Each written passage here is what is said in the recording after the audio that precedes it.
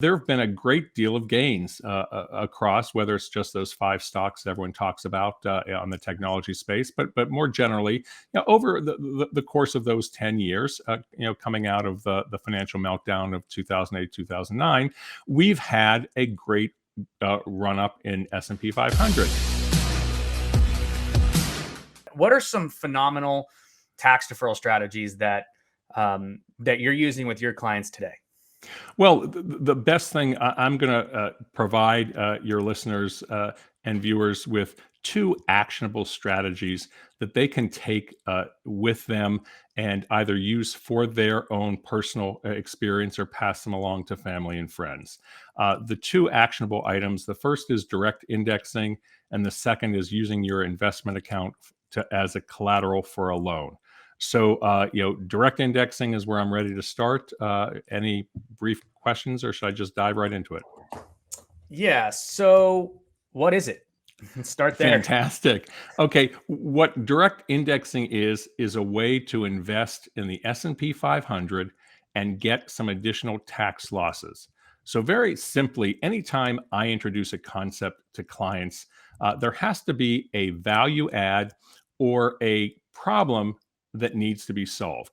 So in the case of direct indexing, the problem that needs to be solved is over the last 10 years, and I'll use the S&P 500 as the example, there have been a great deal of gains across, whether it's just those five stocks everyone talks about on the technology space, but more generally, over the course of those 10 years, coming out of the financial meltdown of 2008, 2009, we've had a great run up in S&P 500. So what you have, at this point in time, hopefully, is a portfolio that you have some capital gains that you have to deal with. So you can sell them and a bunch of different strategies, to reduce capital gains. But how about if you had the ability to create tax losses even as you're growing your S&P 500 portfolio? And that's what direct indexing allows you to do. So is it different than like a tax loss harvesting strategy, or?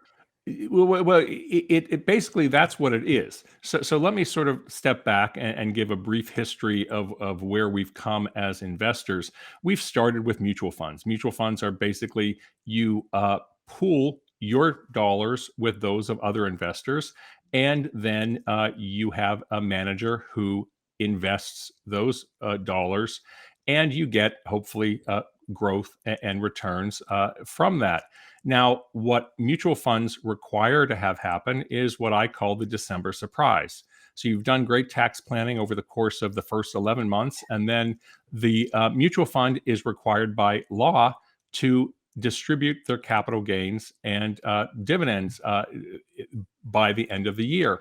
So you've done this great tax planning for 11 months, and then you have this December surprise where all of a sudden, hopefully, you only have a 1 to 3% capital gains event. But there have been times where those mutual funds have been in double digits, in 10, 13, and I've even seen 15% of NAV coming out as a December surprise. So mutual funds gave rise to Jack Bogle and the Vanguard strategy of, okay, let's do indexing.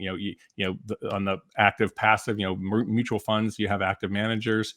Index fund, basically S&P 500. You buy 500 stocks through an index, and then you just sit back and watch what happens, and hopefully everything goes up. And then when a company gets thrown out or enters the S&P 500, that's when you have a change. With that, you have great tax efficiency because you really don't have those December surprises. But you have the same issue that I just mentioned, that over the last 10 years, for example, that you have the S&P 500 growing very large. So you have this capital gains event. So let's, and the outgrowth from the index funds has been the exchange traded funds. Exchange traded funds have really just taken the indexing concept and grown beyond just the traditional indexes that we talk about. So you have things like a country fund or a sector fund, like a healthcare or technology fund, that you have maybe not an index that you can rely on, but you have a sector. So now that's all great. And now we have a situation where let's talk about investing in the S&P 500. So what I love about direct indexing is it's very comforting to talk to clients and say, hey, you're going to be invested in S&P 500 stocks. That's the first thing. It's not this Right. complex strategy. So then what you have is a manager who doesn't buy the entire index, doesn't buy the 500 stocks. They ultimately look for within the sector to keep the sector balanced. So to have the right amount of energy exposure, the right amount of technology exposure, healthcare exposure, consumer discretionary, and what have you. And so what you then have is 125 to 200 stocks that you own. And that's the first piece and differentiation between going through a mutual fund or going through an index or ETF, where you as the investor are pooling your money with other investors. With direct indexing, with typically a requirement to have at least $100,000 into a separately managed account. So basically, you own the individual stocks in the portfolio. So that's the first piece to understand. You're buying the S&P 500. You own the 125 to 200 stocks that make up the subset of the S&P 500. What I love to say is that you have turned now an 8-page monthly report that you get from your brokerage firm into an 80-page report, because each of the individual 3 shares, 2.5 shares of Apple, of Microsoft are now listed, as opposed to one line of the Acme mutual fund. So that's the first piece. And that's fairly straightforward. You own own 125 to 200 S&P 500 quality stocks. So Now, let me pause you there Sure. real quick, just so I can make sure I understand. So basically, you're saying instead of buying into a mutual fund, you just cherry pick the best stocks out of the S&P 500 and you just buy those. Right. Well, it's a manager who's doing this, so we're Right. not doing it on our own. We could, but it's much easier to have a manager do that. So yes, so you have a manager that hopefully is cherry picking the best stocks within their sector. Be it consumer discretionary, Gotcha. technology, energy. So you basically get to break it up off of the different categories or energy sectors or healthcare sector or whatever. You get to cherry pick the best ones, and you're creating your own little like, not fun, but your own basically portfolio of stocks that you like the best, and you have a little bit more control over them, or the manager does. Well, right. So the manager has control, and so now over the 10 years, let's hope that all 125 to 200 stocks have gone up. But in say 2015 or 17 or 19, as the all boats are rising, there's probably 1 or 2 or 4 or 5 companies that have a restructuring going on, have some negative press.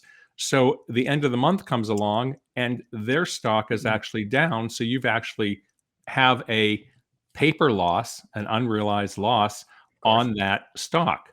And what the manager then does is the manager sells that stock that's gone down with the full intention of buying it back after 31 days and meeting the wash sale rules. And so you basically, that is direct indexing.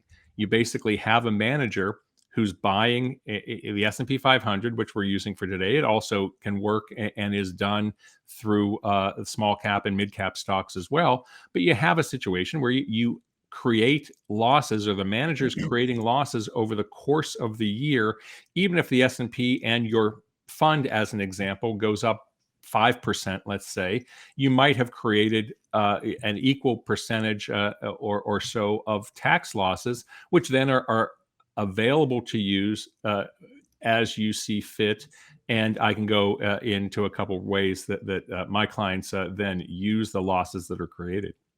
Yeah, so let's dive into that. But just before, I want to make sure. So out of this group of stocks that the manager has cherry picked, a couple of them don't do so hot. We sell those, and then with the full intention of buying them back 30 days later. But we're realizing the loss.